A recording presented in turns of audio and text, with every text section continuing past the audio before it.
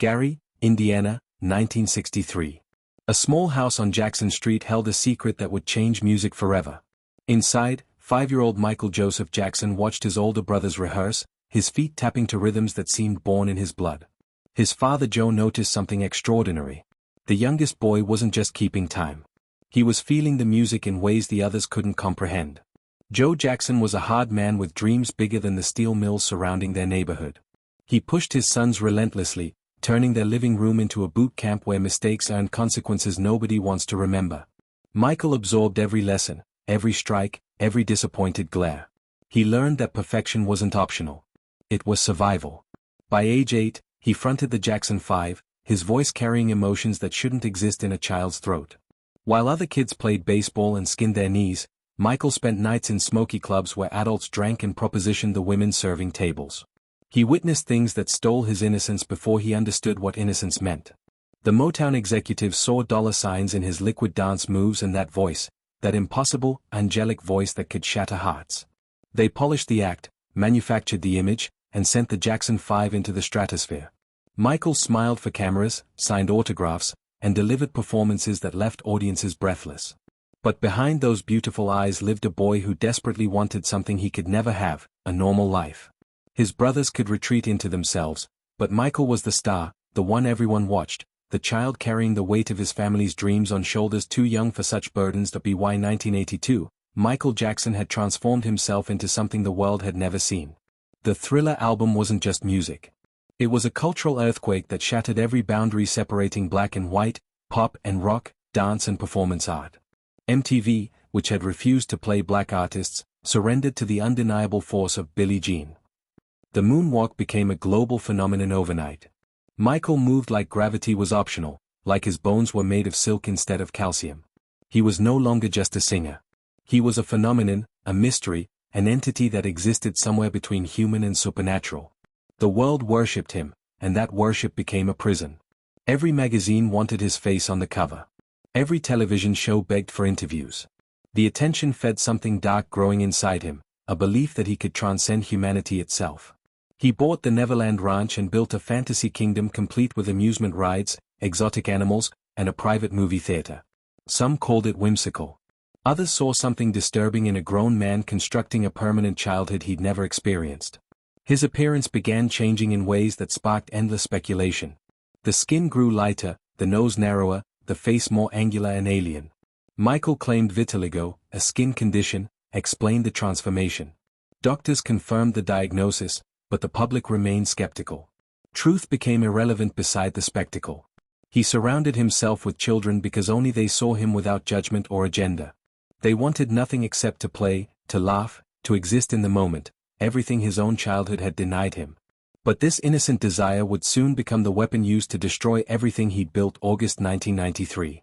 Jordan Chandler, a 13-year-old boy, told his psychiatrist that Michael Jackson had touched him inappropriately.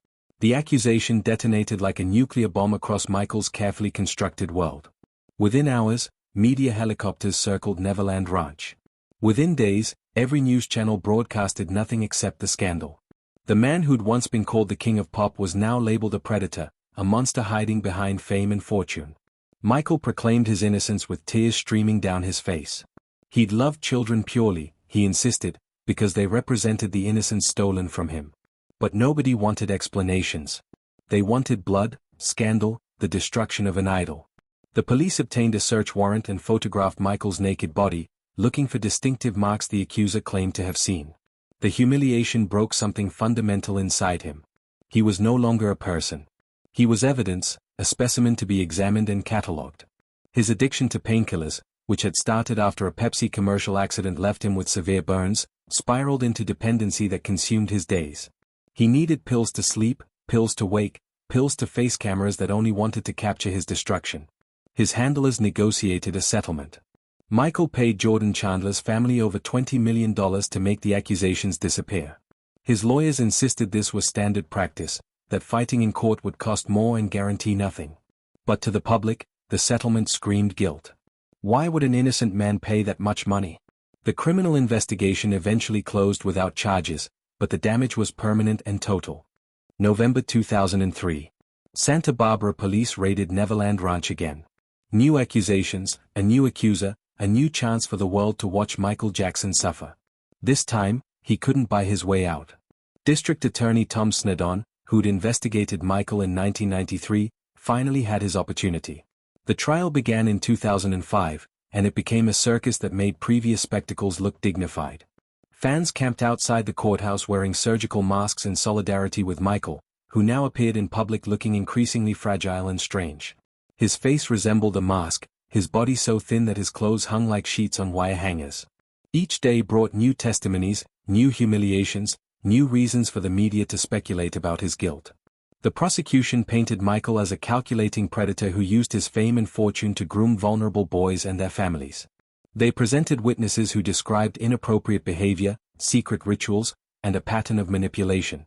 The defense countered with evidence that the accuser's family had a history of making false claims for financial gain, that they'd coached the boy, that they'd seen Michael as a lottery ticket. 4 months, Michael sat in that courtroom listening to people he'd once trusted testify about his private moments, his strange habits, his desperate loneliness. The jury saw everything: the pajama pants he'd worn to court after a hospital visit, the way he could barely walk without assistance, the broken shell of a man who'd once commanded stages like a god. On June 13, 2005, the jury returned with verdicts on 14 charges. Not guilty. Not guilty on every single count. Michael had won, but he'd lost everything that mattered. Michael Jackson fled America like a refugee escaping war. He wandered between Bahrain, Ireland, and Las Vegas, never settling, never finding peace. The trial had drained his finances and destroyed his reputation beyond repair. Neverland Ranch, once his sanctuary, became another property he couldn't afford to maintain. The rides rusted, the animals were relocated, and the dream died quietly without ceremony. By 2009, Michael was desperate for money and relevance. His handlers arranged This Is It, a series of comeback concerts at London's O2 Arena. 50 shows that would resurrect the king of pop and prove he could still command a stage. But his body was failing. Chronic insomnia tormented him nightly. He couldn't sleep without powerful sedatives, couldn't function without stimulants. His personal physician, Conrad Murray, administered propofol, a surgical anesthetic that should never be used outside hospitals. It was the only thing that gave Michael the oblivion he craved. June 25, 2009. Conrad Murray injected propofol into Michael's bloodstream at his rented mansion in Los Angeles. He left the room to make phone calls, abandoning his patient in a chemical coma. When he returned, Michael Jackson wasn't breathing. Paramedics arrived to find the king of pop dead at 50 years old. The news spread across the planet within minutes. Millions mourned a musical genius whose innovations had shaped 3 decades of popular culture.